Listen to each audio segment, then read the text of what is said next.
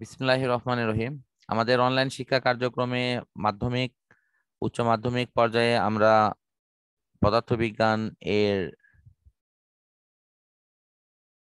পঞ্চম অধ্যায় কাজ ক্ষমতা শক্তি অংশের আলোচনা করছিলাম পূর্বের ক্লাসের ধারাবাহিকতায়। এখন আমাদের যে পর্যালোচনামূলক ক্লাসটি হচ্ছে সেখানে আমরা এখন সরণ, বল এবং কাজ নিয়ে আলোচনা করব। তো এখানে এই অংশে যেটা মূলত আছে তা হলো কোনো বস্তুতে বল প্রয়োগের পর যদি বস্তুতে সরণ ঘটে সেক্ষেত্রে বল এবং সরণের গুণফলকে কাজ বলে, এটি আমরা জানি। বাট সরণটা যদি একটা নির্দিষ্ট কোণে ঘটে সেই কোণের ক্ষেত্রে কিন্তু আমরা লিখবো এফ এস কস থিটা। যেহেতু এখানে লেখা হয়েছে এফ এস কস থিটা, ভেক্টরের নিয়মে আমরা ওটাকে কি নাম দেব? ভেক্টরের নামে কিন্তু ওটাতে নাম মানে যুক্ত হবে আর কি, যে এই যে এফ এস কস থিটাকে তুলে কিন্তু এখানে ডট গুণ দেওয়া আছে। এই এই জায়গাতে এই ডট গুণ থাকার ফলে কিন্তু এটি আমাদের কাছে আবার প্রুফটেবল অবস্থা আমার আসলো যে আমাদের অবশ্যই এটি একটা অথেন্টিক অপশনে কাজের সংজ্ঞাকে আমরা ভেক্টরের মাধ্যমে কিন্তু প্রকাশ করে নিতে পারছি। আমরা পরের অংশে দেখব যে কাজ কত রকমে কি কি ভাবে পাওয়া যায়। একটি হলো বলের দ্বারা কাজ, মানে বল যেদিকে প্রয়োগ হয় বস্তু সেদিকে থাকে, এটি হলো বলের দ্বারা কাজ। সাধারণত এক্ষেত্রে বস্তুতে বল প্রয়োগ করা হলো এটি নির্দিষ্ট একটা অ্যাঙ্গেলে বস্তুটি থাকতে পারে, সেটা কোনো সমস্যা না। মূল বিষয়টি হলো বলের দিকে সরণের তার এক ধরনের বাধ্যবাধকতা থাকতে হবে, তাহলে তো সেটি ধনাত্মক কাজ বা বলের দ্বারা কাজ।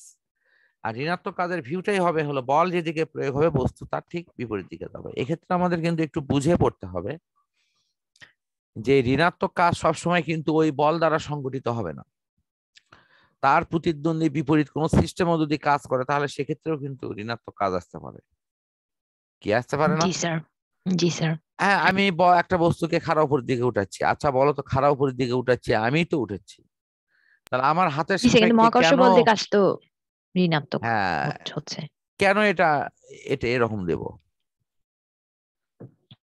এইরকম বিষয়গুলো আর কি, যে আমরা কাজ করছি একদিকে কিন্তু শক্তি যেখানে প্রয়োগ হচ্ছে সেখানেই কিন্তু কাজ হচ্ছে, অটোভাবে কিন্তু হচ্ছে না।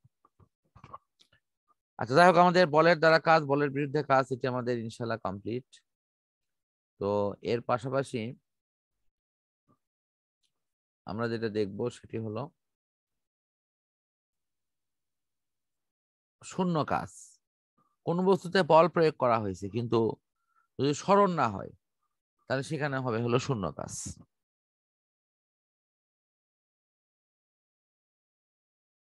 এখানে তুমি একটা ছবিতে দেখতে পাচ্ছ সে পৃথিবীতে দাঁড়িয়ে একটা অংশে দাঁড়িয়ে সে একটা দেয়ালকে ঠেলতেছে। এই ঠেলাতে কিন্তু ওই দেয়ালের কিন্তু সরণ ঘটবে না, কিন্তু বাট এ যদি চাঁদে বসে থেকে যদি এরকম পৃথিবীকে যদি ঠেলতো তাহলে তাতে কিন্তু কিছু না কিছু সরণ কিন্তু হ্যাঁ, ঘটতো। কিছু না কিছু স্মরণ হতো পৃথিবীর। যেমন তুমি নৌকায় চড়ে তুমি যখন গুণ টানো তাহলে আমাদের এই গুণ টানার ক্ষেত্রে নৌকাকে ওই গলির অংশের সাথে বেঁধে নিয়ে যদি কোনো ইয়েকে ভিন্ন কোনো গ্রহে পাঠানো যায় তো ভিন্ন গ্রহ থেকে সেখানে যে অপশনটা দেখা যাবে সেটি কিন্তু আসল। এখন ভিন্ন গ্রহ থেকে তো আমরা পৃথিবীকে ঠেলতে গেলে যে মাঝখানের গ্যাপ সেটি তো আমরা হয়তো বের করতে পারবো না, এবং বাস্তবে কাজটি করাও সম্ভব নয়। কিন্তু প্রশ্ন হলো আমি যদি করি তাহলে কিন্তু আমরা সেখানে কাজ অবশ্যই কিছু না কিছু ইনশাল্লাহ পাওয়া যাবে। এখানে মনে হয় বেশ কিছু উদাহরণের বিষয় দেওয়া আছে, যেমন তোমার তিন বন্ধু একসাথে সাঁতার কাটতে গেল, তো সাঁতার কাটতে গিয়ে তাদের যে স্বাভাবিক যে বিষয়গুলো আছে সেটা এখানে উল্লেখ করা হয়েছে, যে কণার ওপর বল প্রয়োগ করা হয়েছে, তার সরণ কতটুকু হলো সেটা আছে। এখন কাজ নির্ণয় করতে বলা হচ্ছে। জি তাহলে একটু স্যার। ভালো করে দেখো, আমাদের কিন্তু অনায়াসে কিন্তু এই ডট কাজটি কিন্তু গুণনের আমরা মাধ্যমে করা যাবে হ্যাঁ এটা। বের করে নিতে পারছি। আজকে লাস্ট টপিকস আমরা যাচ্ছি স্থির এবং ধ্রুব বল এবং পরিবর্তনশীল বল দ্বারা কৃত কাজ। আমরা কিন্তু ধ্রুব বল দ্বারা যে কৃত কাজ সেটি কিন্তু আমরা অলরেডি আলোচনা করেছি, এবং আমাদের মাধ্যমিক পর্যায়েও যে আলোচনাটি হয়েছে সেটাও কিন্তু ধ্রুব বল দ্বারা কৃত কাজের ক্ষেত্রেই আমাদের আলোচনাটি আমরা ইনশাল্লাহ করেছি। এখন আমরা দেখব পরিবর্তনশীল বল দ্বারা কৃত কাজ। আমি প্রথমে এটির সংজ্ঞা দেওয়ার আগে বা বলার আগে আমি একটু উদাহরণে যাব।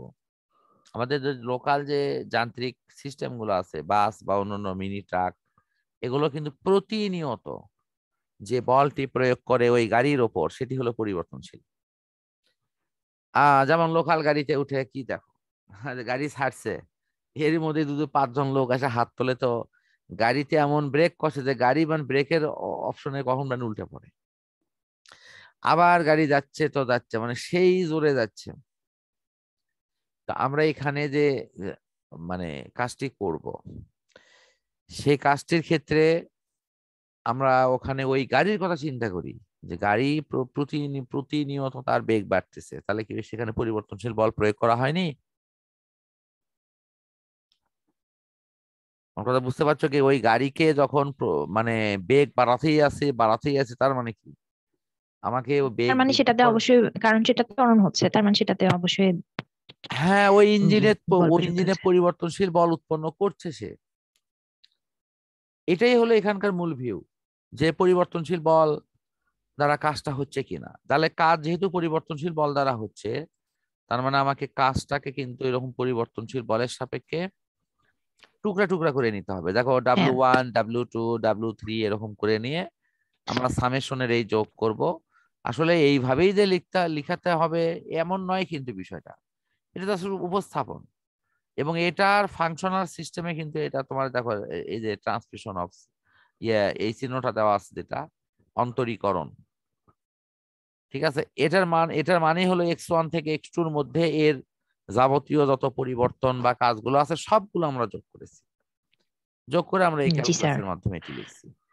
পরিবর্তনশীল বলে রাশিমালা কাজের রাশিমালা কিন্তু অনেক সময় ছোট প্রশ্ন কিন্তু দেওয়া হয়, হ্যাঁ হ্যাঁ, জি ঠিক স্যার আছে, এটা আসে। কিন্তু ওই রকম থাকে।